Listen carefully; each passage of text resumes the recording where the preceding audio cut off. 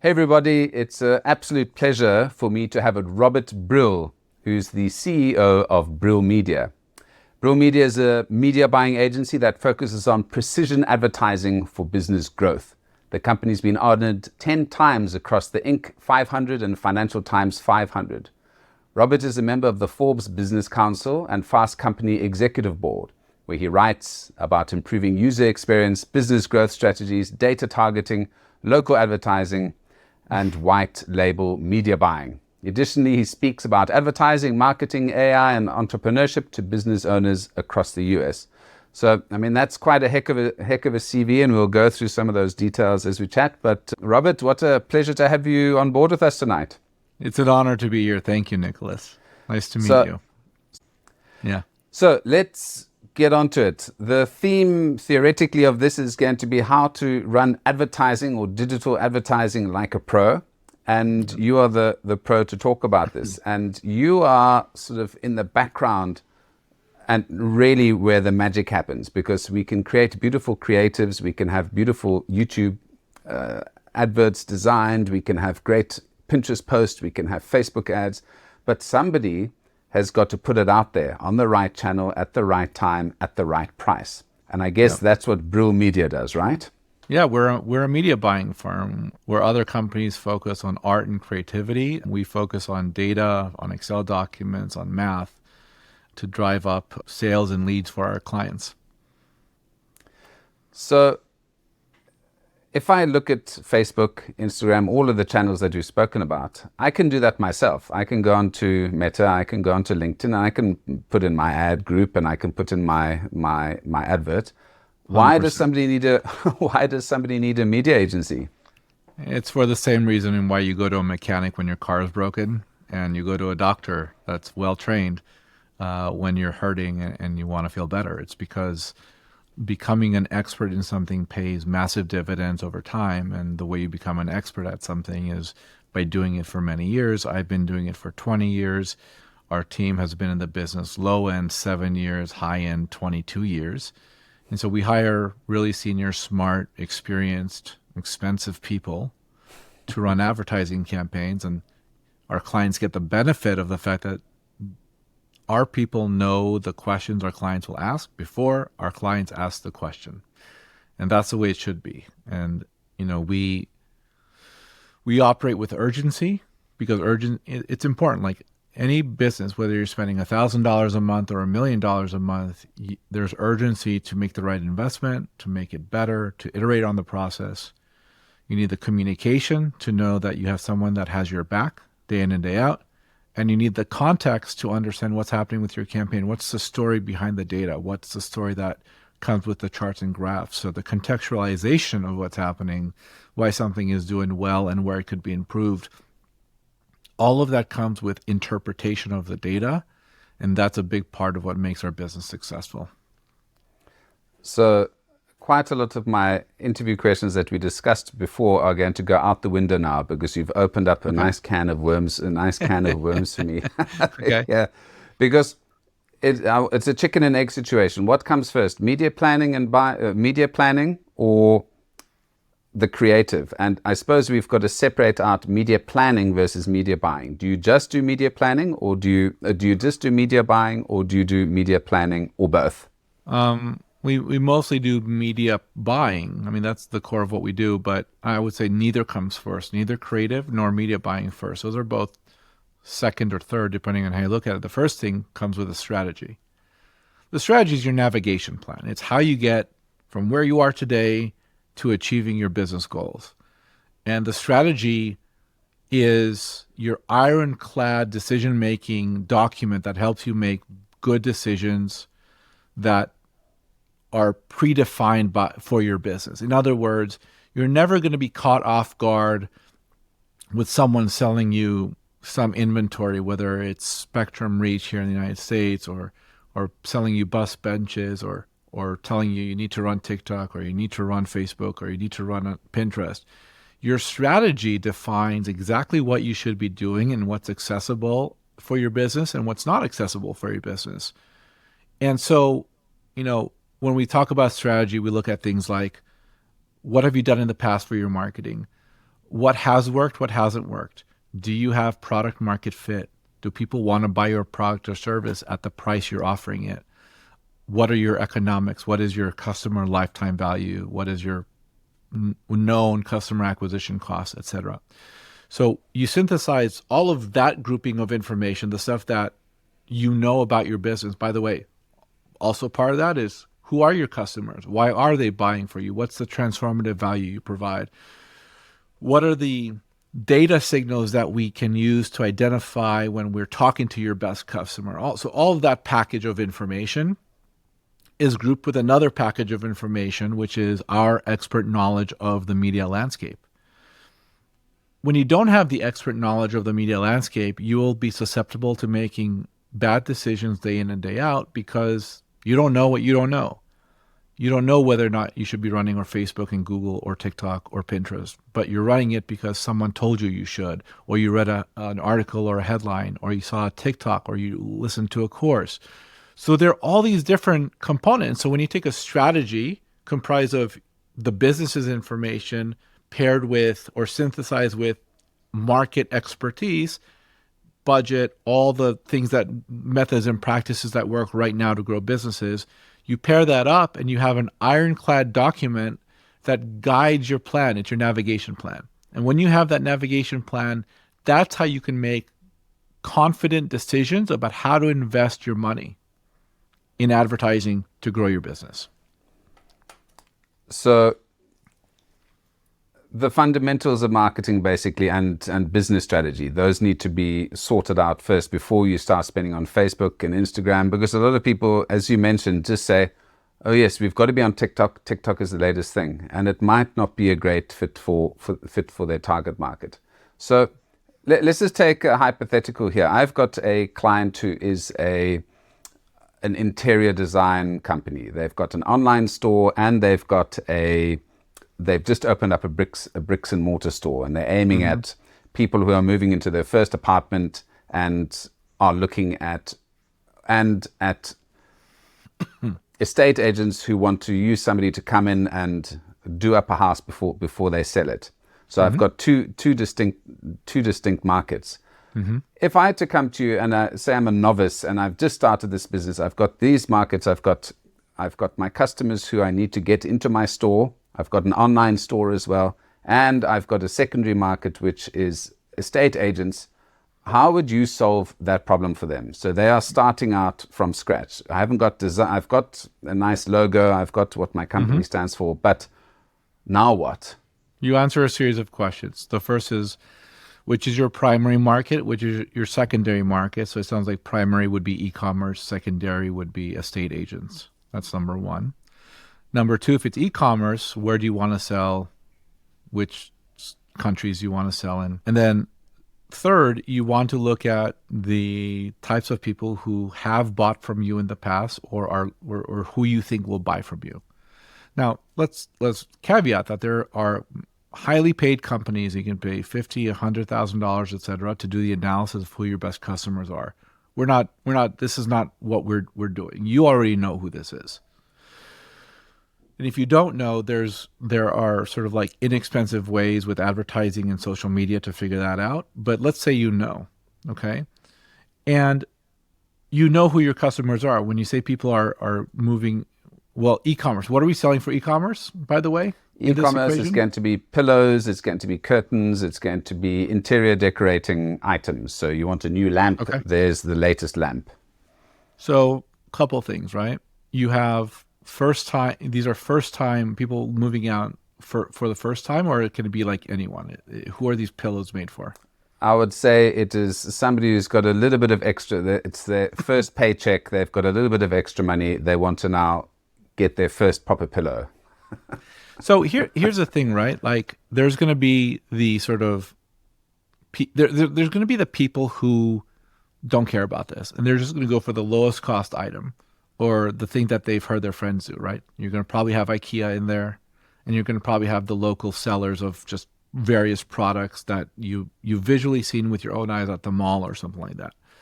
You're not going to those people. You're going to people with a little bit higher income, or they're a little bit older, which may not be the case because these are first time moving out, right? So you're definitely looking at a younger audience with a little bit of higher income, maybe in some way, some data signals around being more sophisticated or just have more money or more wealth, whatever, come from a rich family, whatever the case is, have a good job, live in a city, all those characteristics of a person that might be your right customer. So we would define those characteristics. And then we go to market and we say, look, all right, where do we find these types of people? Well, probably we find them on Instagram and Facebook, so on Meta. We might find them on TikTok. We're going to find them in local news and sports. And we can use data across all of these platforms to really identify and pinpoint who these customers are. So we use a variety of tactics and data tactics and targeting and creative tactics to really isolate these people among all the people that we can serve ads to. We're going to isolate just these people. And by the way, Google search is probably going to be an important equation for that as well. So number one, you've identified the channels. Let's say Meta, Google search, banners, and TikTok. You can make an argument for CTV, but I'll tell you why I don't want to do that. The equation then comes down to, what are your goals? Are your goals to build a brand? Are your goals to deliver immediate sales? And then the other question is, what is your budget? Is your budget like $1,000 a month, or is it $10,000, or is it $100,000 a month? It depends on what you're trying to accomplish. Bigger business goes into the market, wants to build brand and brand equity in a shorter period of time, so you're going to spend more. But if you're a mom and pop business, you're a designer, you need money in to equal more money coming out back to your business. So you need return on ad spend. So if you have enough budget to run all these different channels, we run these different channels, and they serve different purposes. This is a big part of what people miss in the equation. I'm not, and you should not, and businesses should not be comparing the effectiveness of a Google search ad with the effectiveness of a Meta ad, with the effectiveness of a Twitter ad, or a TikTok ad with the effectiveness of programmatic. Some of these channels are going to build local demand, immediate demand. And some of these channels are going to scoop up that demand, and it's going to look like all your sales are coming from Google. But if no one knows that you exist, your sales on Google are going to drop. Your attributable sales from Google will decline because no one knows, they're not going to be that familiar with you. The more advertising and marketing you do, the better your Google search ads are going to do, and the better your organic search engine optimization is going to perform, okay? But you don't want to shut off the sort of higher upper funnel media, because that will dry up the lower funnel media, and it'll starve the business to a degree. Yeah. By the way, as an aside, you should also be doing search engine optimization. There's a whole set of tactics on that. You should be posting on social media. On social media, you should be understanding the types of content that really resonate with people. What you should not be doing, what most businesses do that I fundamentally disagree with, is they boost posts. Boosting posts on Meta or TikTok, whatever the case is a way, and this is my soapbox, is a way for Meta. There are 10 million advertisers on Meta, and the vast majority of them are small businesses. According to Neil Patel, 62% of those businesses fail with advertising because they don't have product market fit, because there's no real strategy to their campaigns. They just want to feel like they're in the game, so they're going to boost a post. Boosting a post is the way that Meta takes your money and doesn't give you much value back for it. But it makes you feel like you're advertising.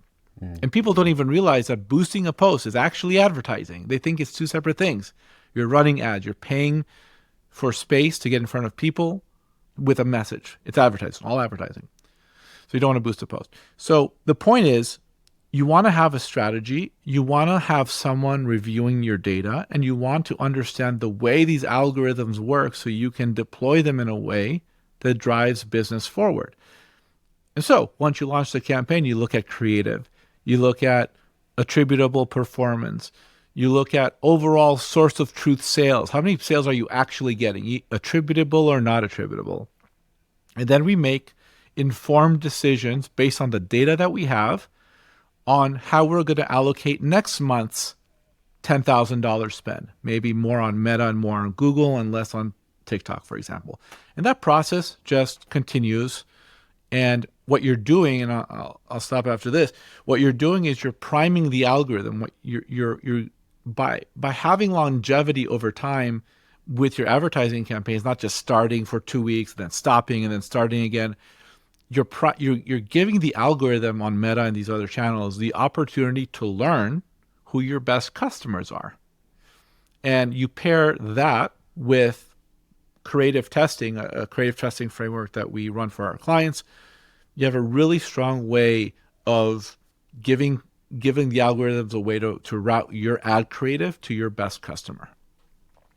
I think that's a super point regarding longevity. You can't just do something for 1 week, it doesn't work, and then stop. And I think that understanding that you've just given me there, that we need to train the algorithm, we need to give it data, and 1 week's data is not going to be enough. And I guess this is why people need to run longer campaigns and test it over time. And an interesting point you brought up there was attribution of sales. This is something I think a lot of people get confused about. Google says one number, Facebook says another number, this XYZ platform all try and say, well, we got that sale, that's ours. So it'll be showing that you've sold $200,000, but actually you've only got $70,000 worth of real sales. Right. How does that discussion happen with clients? Because that must be a complicated part of your business, trying to figure out attribution, right? There's the expensive solution and there's the inexpensive solution. The expensive solution is when you have anywhere from $30,000 to $100,000 a year to spend on attribution and data tools. So a customer data platform like Twilio Segment, connecting with an attribution partner like Triple Whale's good for e-commerce, for example, and customer journey mapping. So you can really have a strong view of who the consumer is and the actions they take before they buy and after they buy. And it, by the way, all that data connects to not just advertising, but social, email marketing, SMS, etc., activity on your site. So there's sort of like, you have $50,000 to $100,000 a year to spend on that. You deploy that type of solution. The lo-fi and inexpensive other than your time is an Excel document that tracks your source of truth sales, which we deploy for some of our small business clients. The core idea is every day, every week, every month, we want to understand how many sales you've generated, not from Facebook, not from Google, not from any other platform, just your accounting team. The people who are counting your money, how many sales do they see and what's the value of those sales? And then we calibrate that data with the changes we make in the algorithm, the changes we make on the campaigns over time. So one of the key things to understand is that you are more likely to generate a sale when you start more consumer journeys. But more consumer journey is, hey, I've heard about this, it's interesting, I'm going to explore more, I'm going to review the prices and the costs and the colors and all the factors that help me make my decision about where I want to buy, and I'm going to continue reviewing, and eventually I'm going to make a purchase, and the business hopes it's from them. And that hope is translated into continuous messaging to communicate with the consumer. So I lost my train of thought. So consumer journey mapping, right? So when we're looking at source of truth sales, what we're saying is if we start more consumer journeys, it'll be more expensive to start more consumer journeys. It's not going to pay out from a ROAS or return on ad spend perspective. So you might run Facebook ads that are that have a lower return on ad spend and a higher customer acquisition cost. But guess what happens? Your Google ads become far more effective. Your Google SEO becomes far more effective, which is another reason why you need these channels to work in concert together. They're not independent channels competing against each other. Because what you want is Meta to start more consumer journeys, and you want Google to scoop up the demand. That type of relationship. Well, you're talking my language now, which is customer journeys. It's one of the things that I explain to both clients and students, that if you understand the customer journey properly, it solves majority of your marketing problems, because you know that you've got to move people from not knowing who the heck you are to finally pressing that button and buying the product. And as you've mentioned, Meta might just be from the awareness stage, and Instagram might just be creating awareness and liking and interest, but it might not generate any sales for you. But you still need it, even though it's, as you said, attribution-wise, it might not be sending you direct sales. But this is where you've got to understand that where is somebody in the customer journey, and what information, what messaging, what channels are we going to use to move them from stage one to closing. So I love that. And do you find that lots of your customers understand this process?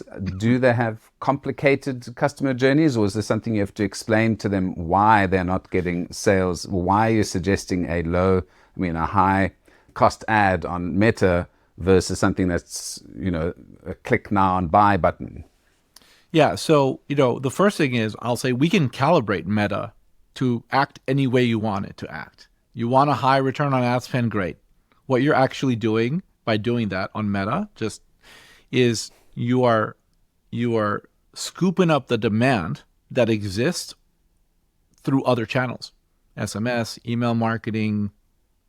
Meta is really good at driving those conversions. They just have that knowledge of when a person's ready to act and getting the ad in front of them when they're ready to act. But that moment of getting a person ready to act usually doesn't happen just on Meta. It happens across many different places, including PR and publicity, etc. So we advise clients to think about, a lot of our clients are agencies. So we advise clients to think about, you can go either way on this equation. What's good for you? How do you want to act? What's this, when I say we know the story we want to tell ahead of time, I mean it. Like we can craft any type of story based on the way we run these campaigns. So we tell our clients, what type of story do you want to tell? You want to tell the story of high ROAS? Do you want to tell the story of a lot of consumer journeys? Like we can craft that. So we really give our clients, we advise our clients on that experience of what they want to do with their advertising, because they know, our agency clients are usually general marketing firms or creative shops, and they have a unique relationship with their clients. They're closer to the end advertiser than we are. So a lot of what we do is advise that. And then, there's an organizational will that is required. We are usually not the agency of record for clients. And if we are the agency of record in unofficial terms, it's usually a small client that needs immediate sales. Like they don't have time to figure out the consumer journey. They don't have tens of thousands of dollars a year just to allocate to systems.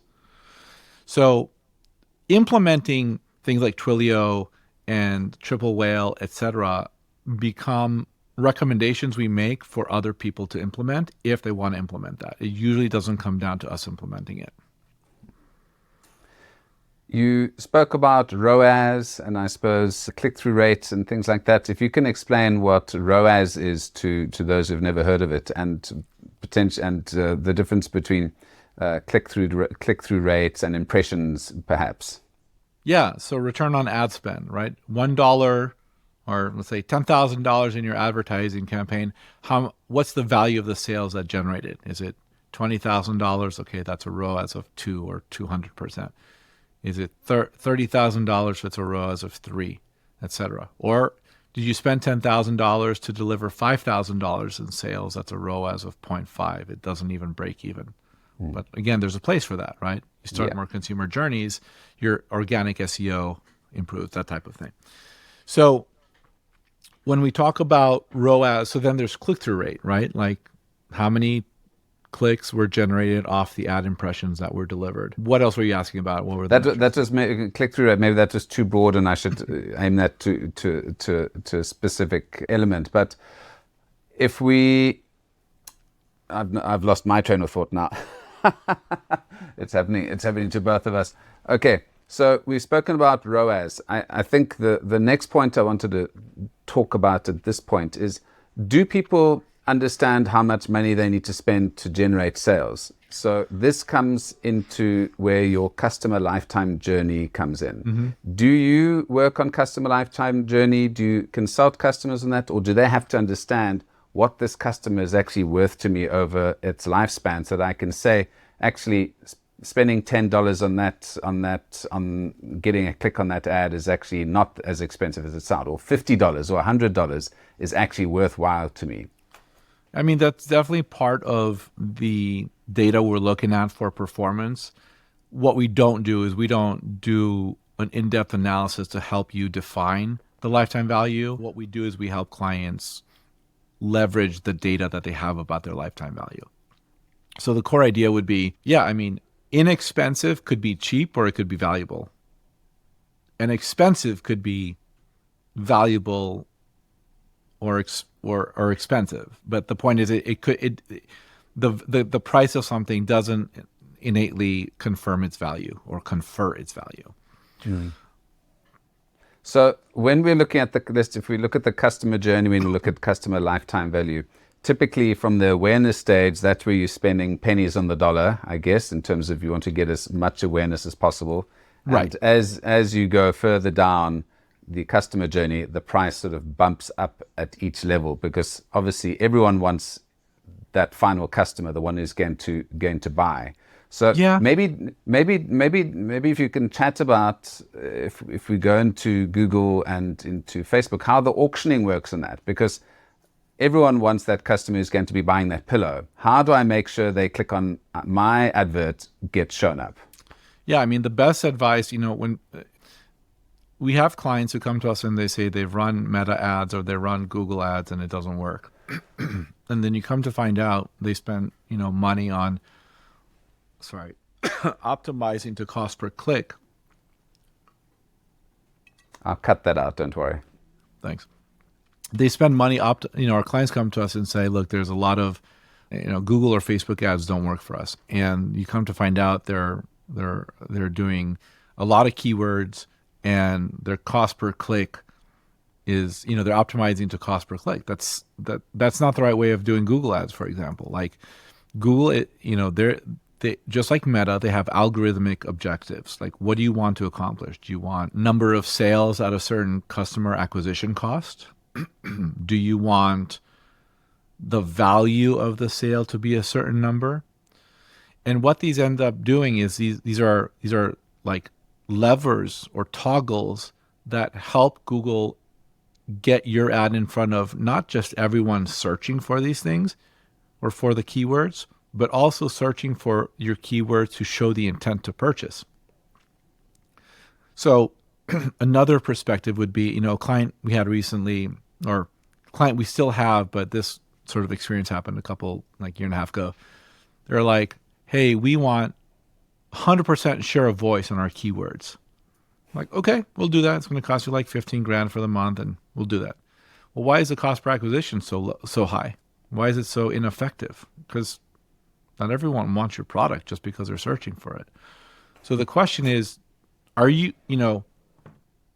do you want? Do you just want to have 100% share of voice? Okay, we can get you 100% share of voice. But that's the goal. Like, that's all you're going to accomplish is 100% share of voice. Now, do you want more sales? Or do you want lower customer acquisition costs for your sales? Oh, that's a completely separate thing. You need not 100% share of voice, and frankly, share of voice doesn't really matter. What matters is the customer acquisition cost that you input into Google. So you optimize to different objectives, which effectively means different algorithms that Google is deploying for your campaign. A lot of people who are just self-serving their ads and they're doing it themselves, they have no idea that this stuff exists. They also don't know the ramifications of making changes, or the fact that Google takes time to learn. Like, the algorithm needs time to serve up ads and calibrate against what you're looking for in the marketplace. And the same thing goes for Meta.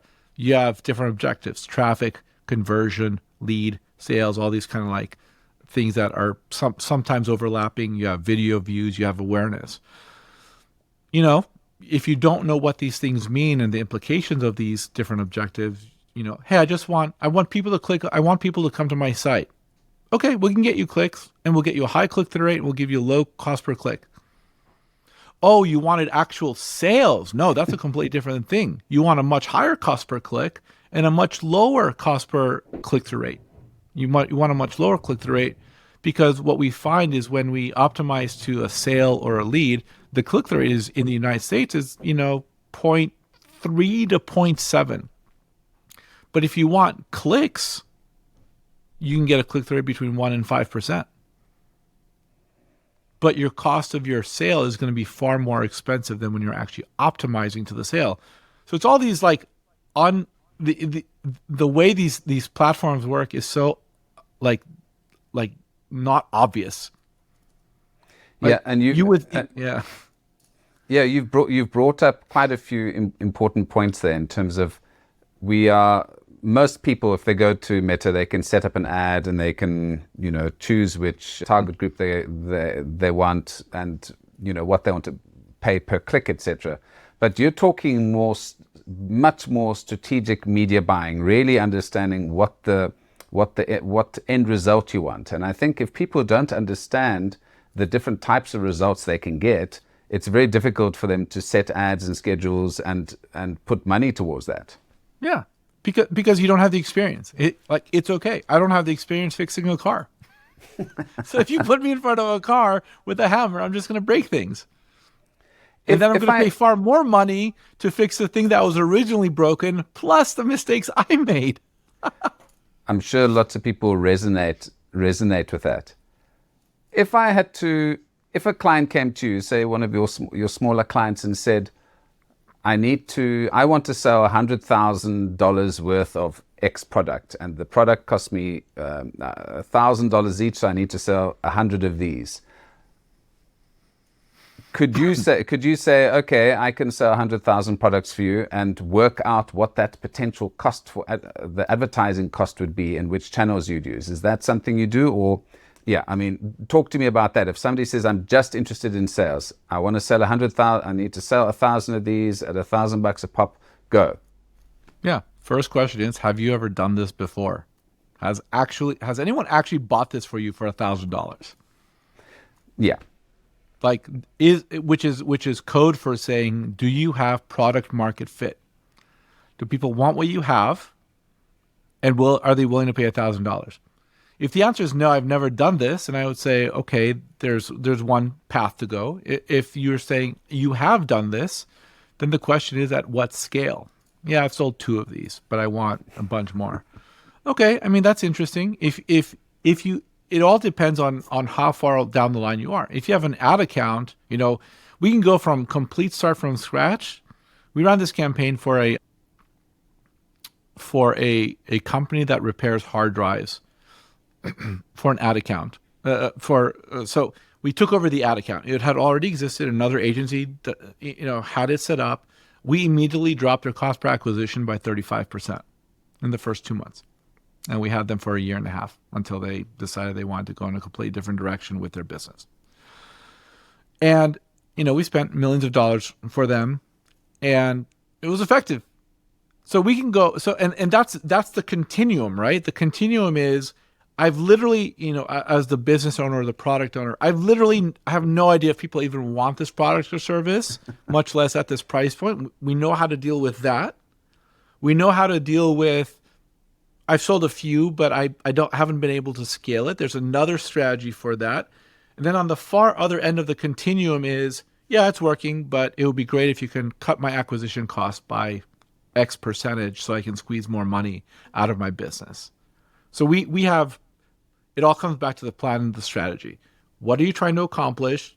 Synthesized with what we know about media and marketing to make things work with the methods and practices that work right now.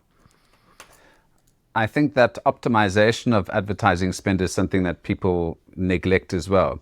So in terms of why using somebody like your business would be useful, is you might be spending $100,000 and getting X amount of sales, and you probably say, if I spend a little bit more, maybe I'll get more sales. But you'd be able to optimize their current spend and say, okay, maybe you're not spending it in the right place. Here are different channels you should be using, and why the hell are you using this channel? This is absolutely useless for you. So yeah. One of our clients right now, one of our new clients, they came to us with a challenge. We're generating sales, but it's mostly not profitable.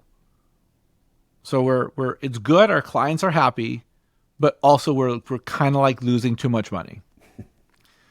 we're taking on a behemoth task of not just running their advertising campaign, but streamlining how they have data accessible to them to actually make good decisions. Like, things like, every time I want to know how we're profitable, I need to pull 3 different reports. And you can't do that when you have like 50 different clients, customers, stores that we're running this for. So we're streamlining it so that they know our fees, they know the ad buying costs, they know which stores are profitable and which are not. And profitability paired also with scalability. Like there's the big ones where we should spend more time, and the very small ones which just, we're not going to optimize a $200 profitability. We're not going to optimize a way against $200 of loss when we can make that up 27 times on a big store, right? So there's where do you allocate your time to make the most out of it. So it's really about being able to systematize access to data so that we can understand and perform for you, and you, the client, can get much more streamlined about how you make decisions. And together, as we partner, our company becomes a really integral part of their data decision making, not just for advertising, but for the entire business.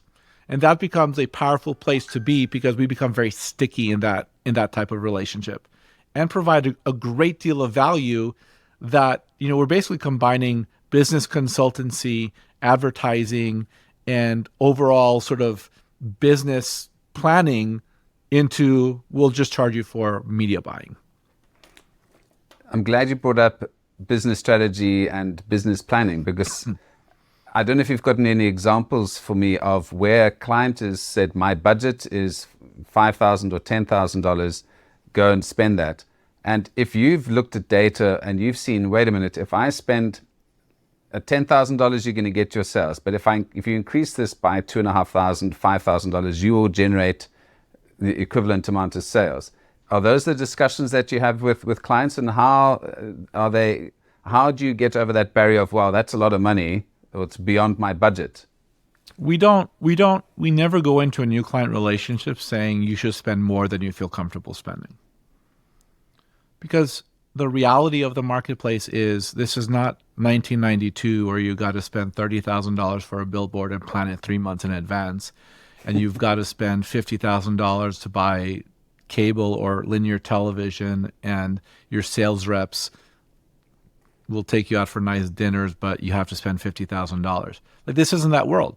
We're talking in worlds in the world of $5 and $10 increments. Your entire business can be calibrated to increasing or decreasing spend anytime, at any moment, depending on any variable you like, including anything from how you feel about your business, to whether or not your sales are down that day, to you're just having a good week or a bad week, or you're having a bad hair day, or whatever the case is. You can increase or decrease your spending. Certainly we don't like to go so fast in the changes, but we never start a relationship with, you should spend 50% more than you want to spend. What we say is, number one, we actually a lot of times recommend clients cut down spend so that it can go per month, so it can go longer, because that's going to benefit the client in a lot of different ways. And we also then say, look, we want to understand what they're trying to accomplish. And if we get the feeling, or they tell us, or we understand their business model to be that, if we can increase the spending or double the spending or whatever the case is to drive more sales, if they want us to do that, we will absolutely make the case, but only when we have our data to show that we can accomplish that effectively. Well, this will go into my final question of the night, which is obviously what you've just discussed now in terms of understanding your client and not trying to squeeze all of the juice out of them all at once, is why you've been in the Forbes, the Financial Times 500, and your business has been growing for the last 3 years. Maybe just talk about some of those successes that you've had in terms of your business growing, and what the future looks like for Brill Media. Absolutely. Success, There's a lot of different types of success. There's kind of like soft successes. Hey, we got, 10,000 visits to this article, or we got 20,000 people to the website. Clients like that, but I care about money and leads, and is this thing growing? And I also care about the individual motivations of the people who we work for, the day-to-day clients that we have. Here's what I'll tell you. We have the things that come to mind. The success for me is we launched a successful campaign for an influencer marketing agency on 4 days' notice. Literally, this woman saw an ad, had a call the next day, had a campaign live. So we had the call on like Wednesday, we had the campaign live on Monday, and it ran for 2 weeks, and it was fine for a big brand. On, I think, Meta is when we ran it. That's a success. Why? Because we've proven that we are worthy of her time and consideration and her advertising spend. She got what she wanted. We solved the immediate problem for her, because where else was she going to go? Like, well, she probably had other options that weren't as good, and she wasn't feeling comfortable with whoever. Maybe she was going to run it herself. Just a mess. And we solved the problem for her. That's a big win. Another win is one of our bigger clients. They have an e-commerce brand, and our main client closed and is working on this e-commerce store. So remember, our clients are usually other agencies, and their clients are the advertiser. So I think we're now in the third year. We're planning for, or we're at the start of their new fiscal year for media buying for this brand. And our client was very happy and very grateful for the fact that this client has been happy. They're growing their ad spend. We've defended all the things we had to defend about why we're doing X, Y, and Z, and we're growing the business. That's a big win. We have the big wins are going to be relationships that we have for 5, 6, 7 years that literally can all be canceled with 48 hours notice. Those are big wins, because we don't want clients to stay with us because they're contractually obligated. We want clients to stay with us because they are happy with the work we are doing. Other wins: ran a B2B campaign for a prominent gaming brand trying to reach advertisers. And we ran a campaign, and their original recommendation was meta advertising driving to a landing page, and banners driving to a landing page. None of that was working, low lead volume. We ran ads on LinkedIn, and we specifically did a lead form on LinkedIn, and they got a bunch of leads that they're very happy with in a short period of time, mind you. And so those are the types of wins where our clients, the individuals that we service, can be the heroes to their clients.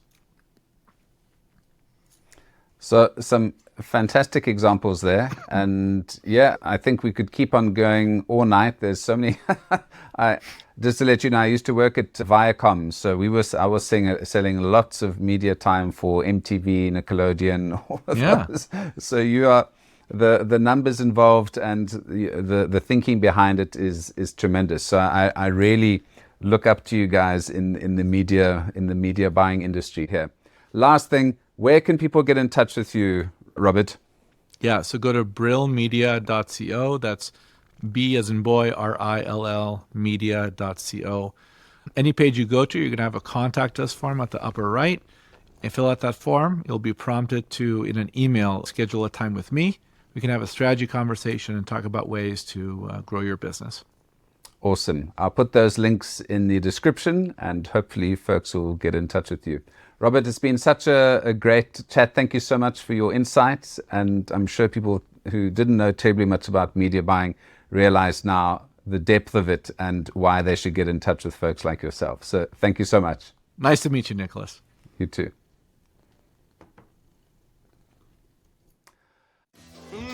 Come chat with Nicholas. He'll listen to you, then he'll laugh, and then he'll cry with you. It's all in a safe space for you to speak your truth. Oh, come and share with